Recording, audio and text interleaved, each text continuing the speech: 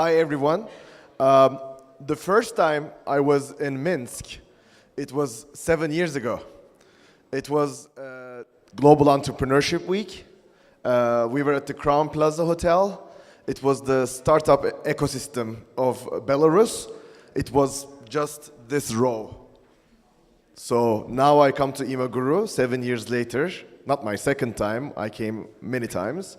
But I see floors and floors and rooms of entrepreneurs, investors, startups, people who want to start a business, entrepreneurs. It's amazing. This is like in 7 years, what you've become is just astounding and it's very impressive. So a big round of applause for that. So today I'm going to talk about global expansion because 7 years ago, we were talking about this. If you want to start a business in Belarus, you want to go global, like Viber, like Masquerade, sell it to Snapchat, Facebook, Instagram, or do something like that. This was my dream when I started my startup. This was the biggest dream I had. So I will start with a quote from Richard Branson.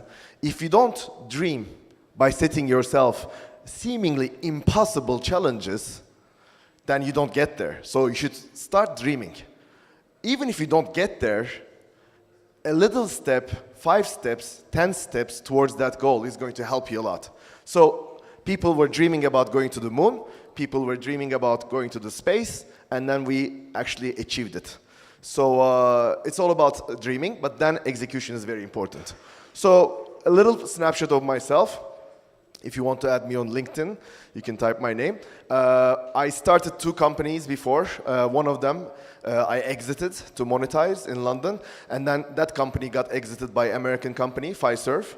And now it's my 3rd company, Commencis, which I'm going to talk about a little bit. I'm a part of the Galata Business Angels, which is a business angel group in Turkey.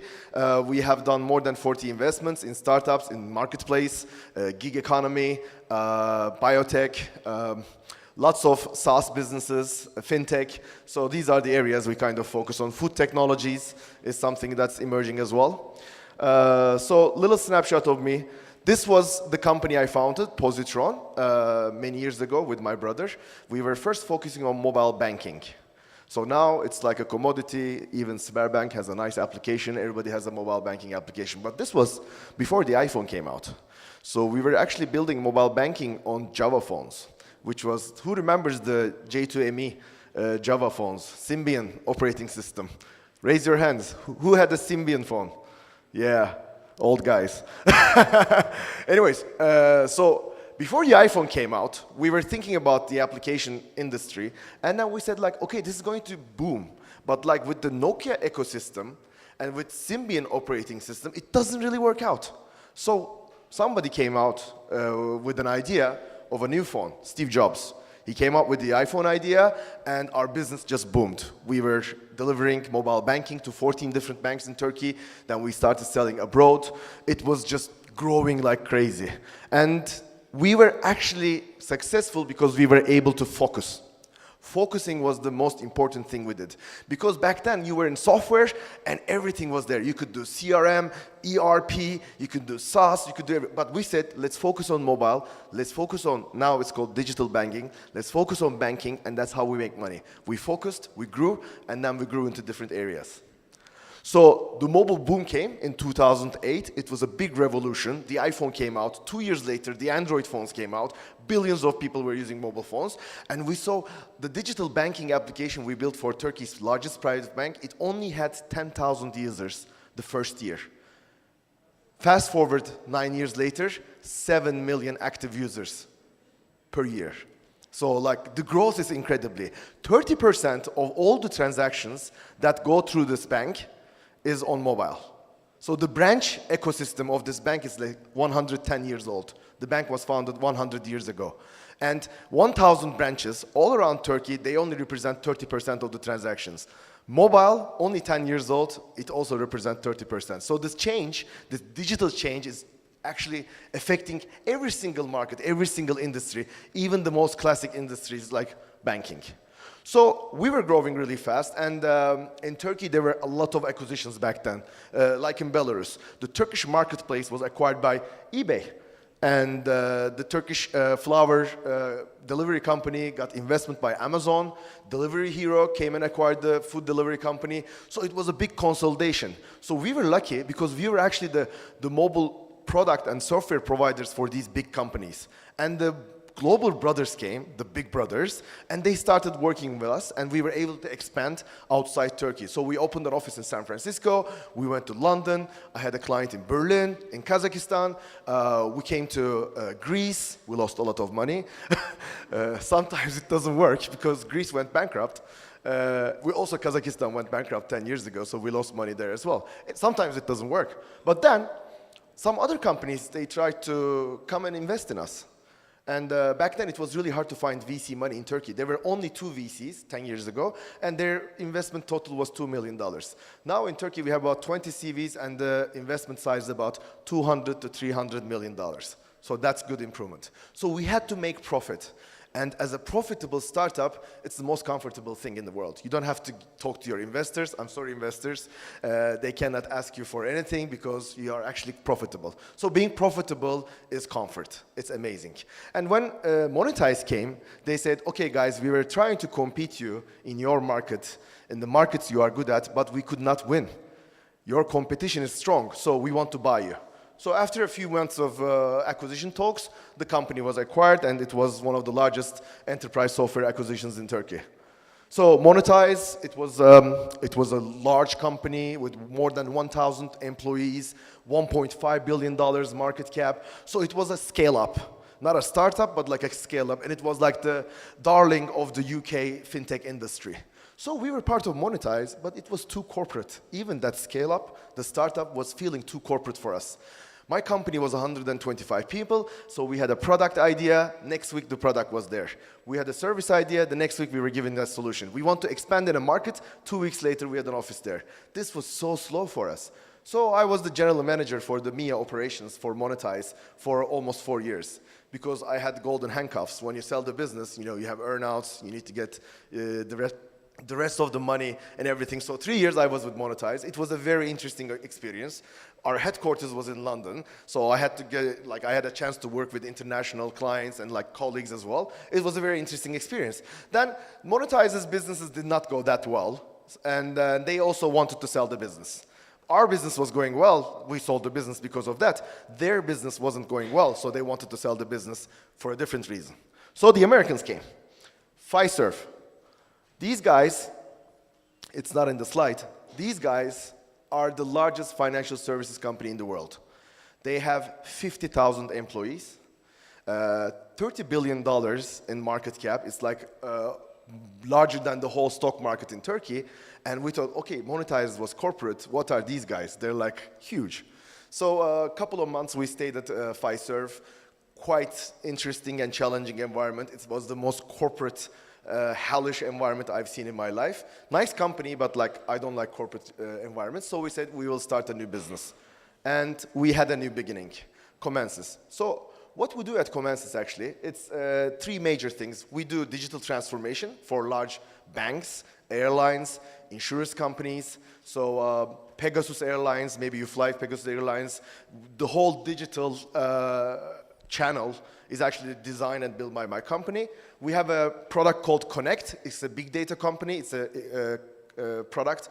It's a customer growth platform. So on top of the studio services we give, we have this product. And we also have cloud services, which is cloud managed services, and we do cloud transformation. Because if you want to transform digitally as a big corporation, it has to start with the cloud.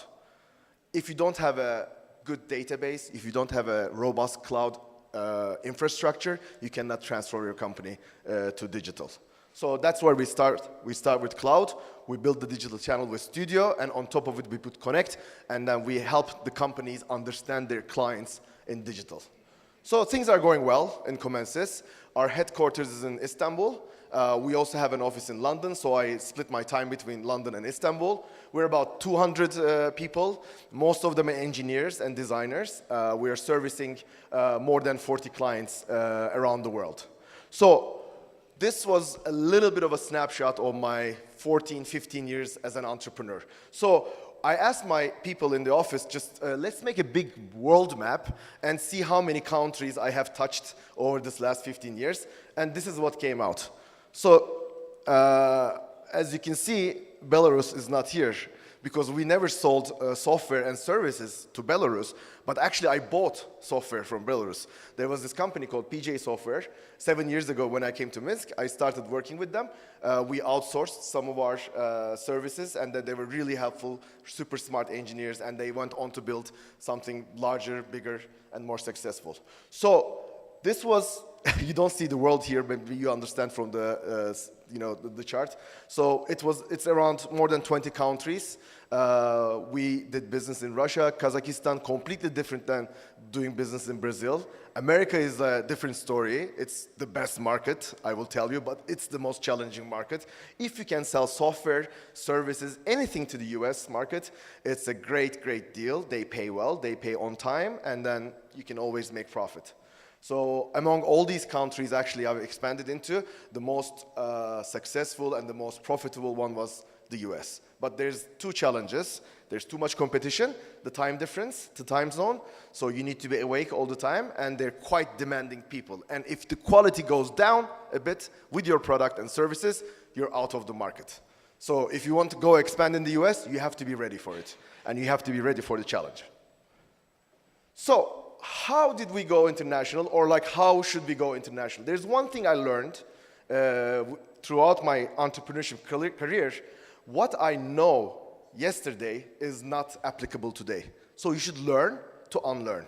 Everything you knew a few years ago, it's not necessarily the right solution today. So for me, expanding internationally was different 10 years ago. Now it's different. 10 years ago, face-to-face, offices, there was no co-working spaces. You need to go there with your bag and talk to these guys, shake hands, make eye contact. This was the way to expand.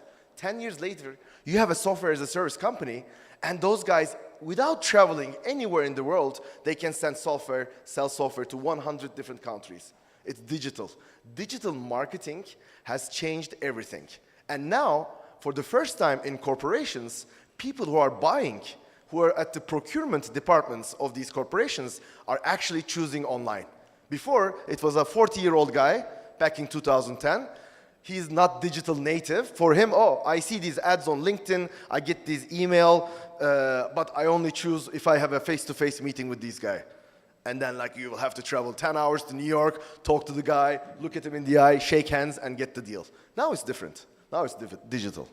Anyways, I'm sorry you cannot read the bullet points, but I will read them for you. So you need to first, if you want to expand globally, you need to define your strategy and value proposition. Okay, I'm going to expand my business in the US. What's your strategy? What's your value proposition? There's so many companies in the US that are doing the same thing. So you need to have a defining and differentiating value proposition. This is the most important thing. And if you, even in your own country, if you don't have a strong value proposition, you cannot be successful. And the first thing we did when we were starting Commencis, we had to set a vision. A vision sounds really vague, but it's actually something you can always talk about your company. We said we're going to pave the way for a thriving digital society. So we're going to be a part of the building of the digital society, which is in a positive manner. We're not talking about a dystopian future. It's positive, it's thriving. So I can always talk about this, my vision. Even though I do B2C, B2B, or other businesses, I can still keep the same vision. This is very important. And then from the vision you start, you go to your mission, and then you define all your value proposition. This is quite important. If you want to grow international, these are the 3 questions you should ask yourself. When should I go? Where should I go? And how should I go? I have known so many startups that started expanding outside Turkey too early. They were not making their clients happy in Turkey, and they said, I'm going to open an office in Dubai, I'm going to open an office in San Francisco. Man, flying from Dubai to San Francisco takes 2 days. How are you going to sustain, and how are you going to build a sustainable business by opening offices from everywhere in the world? It just doesn't make sense. You should start regional. When we first started, we said, okay, if there's an emergency, we will need to fly to that country. So we have to expand in countries that are maximum 3 hours away from Istanbul, which is a good location, by the way, because you have Dubai, you have London, you have Germany, you have Moscow, South Saudi, so like big markets around you. So it was very, very helpful decision for us, and we did not die flying 24/7. The timing is so important. We made a mistake. In 2008, when there was this economical collapse in the world, we said like, okay, let's expand internationally. It was a bad decision. So we went to Kazakhstan, we made deals with some banks, and 1 month later, we signed the MOUs. Nursultan Nazarbayev recently retired. He fired all the CEOs of the banks on live television, including the CEOs we signed the contract with. And then we said, okay, so we were going to build digital banking in Kazakhstan. I don't think it's going to happen. So we had to delay like 6 years. 6 years later, 2014, everything was great.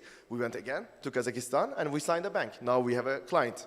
So we were 6 years early, or it was the wrong timing. Then we went to Greece and we invested tens of thousands of euros in Greece. The moment we delivered our first product in Greece, the people, they protested in front of the parliament and they burned the parliament down in Greece. So we said, okay, probably it's not a good market for us.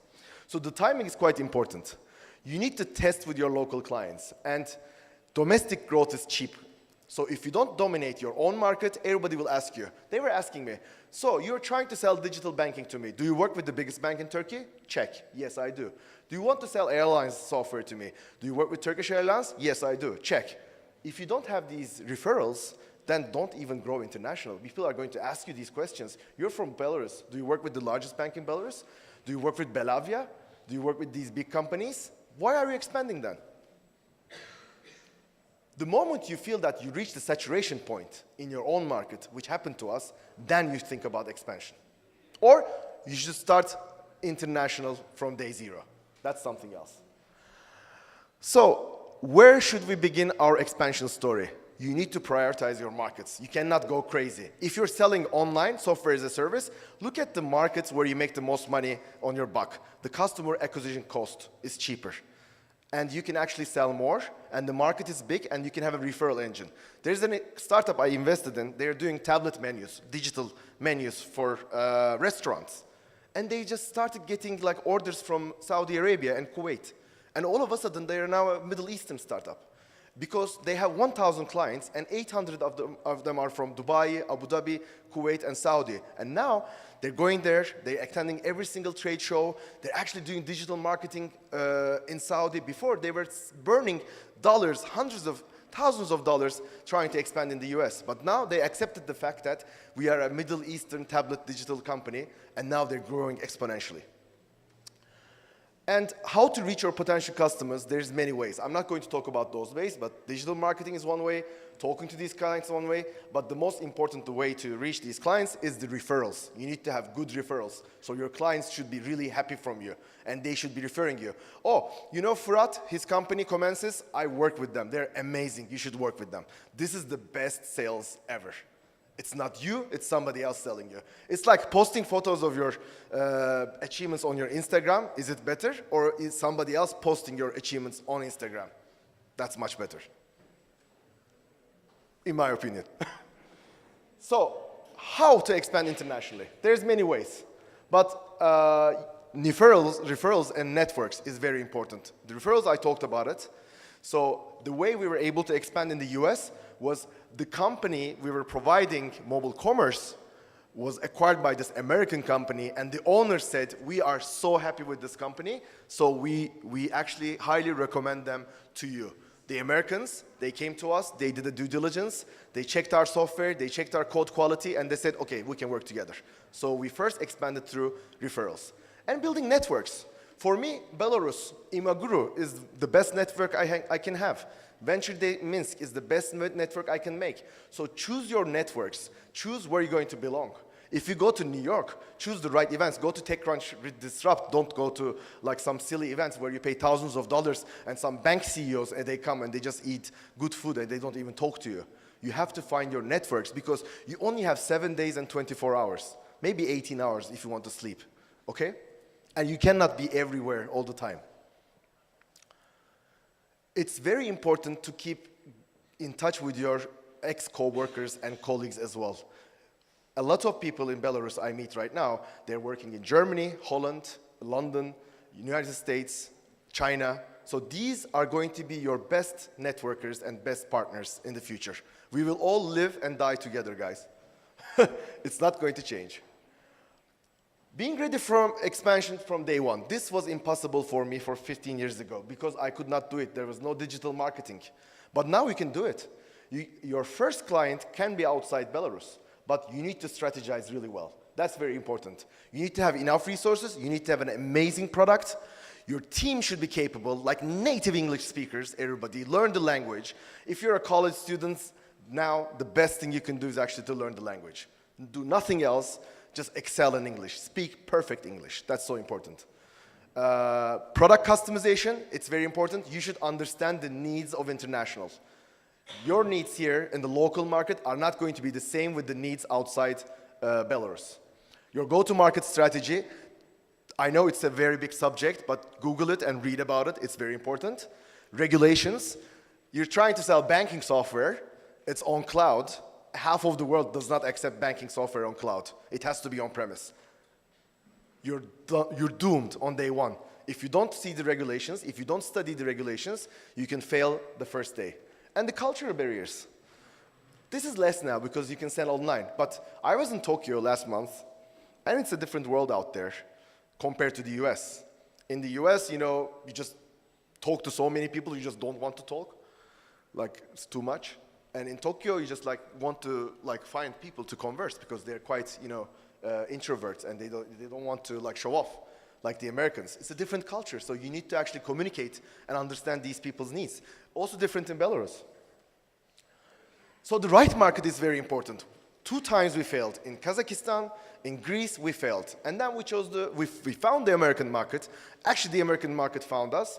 And then we grew exponentially. We were a multi-million-dollar company, and then we were able to do a very successful exit. This was actually not even my choice, but my company was so prepared, was so ready to open to that market. I was able to actually sell in that market. The ground testing with the potential clients. You should not be very greedy. With your first clients, give it for free, okay? But choose the right client. If you don't choose the right client, you lose so much time. We were lucky because Turkey's largest bank and the best bank was our client, and we grew with them. We learned how to make contracts. We learned how to negotiate. They helped us improve our product. It was so helpful. We grew with them. They also grew with us, from 10,000 users to 7 million active users. So if you can choose the right client to grow together, it's going to be the best relationship ever. So it's like a marriage. Choose the right partner in your life if you're going to choose a client in your new market. So hiring a local anchor versus outsourcing. If I want to have a strong presence in a country, if I prioritize that company, I would be there myself. I would not delegate that. I would not outsource people. It's finished. Yeah, 2 minutes. How many minutes? 1 minute. Okay, guys. So you will never know how to expand internationally. I'm joking. So the next move. Scaling your business in the new playground. Scaling is very difficult. Not many companies are able to do that actually. But if you can actually replicate, go to a new market, replicate, and go to a new market, it's about repetition. You need to keep repeating yourself. First, build a marketing sales funnel. I can share the slides with you if you want me to share them. Then you have the right balance to build a team abroad and maintain operations at home. You have to build a team abroad. The company culture is so important. You need to have the best culture. You need to have the best culture. You need to have people who are dying to sell this product and who are dying to sell your company, who feel like a co-founder of your company. And you need to put the right tools and processes in place. Have an agile footprint and expansion strategy. I will be quick. And one last point. There is no magic formula, guys. It's work, work, work, work. And there's no magic formula, but once you find the formula, then it's magical for you. So you need to find the best model for your own businesses. I will finish my speech with a quote from Jack Ma. There's a light at the end of the tunnel, as you can see. You should never give up. Today is hard. Tomorrow will be worse. but the day after tomorrow will be sunshine, unlike the movie. Thank you, guys.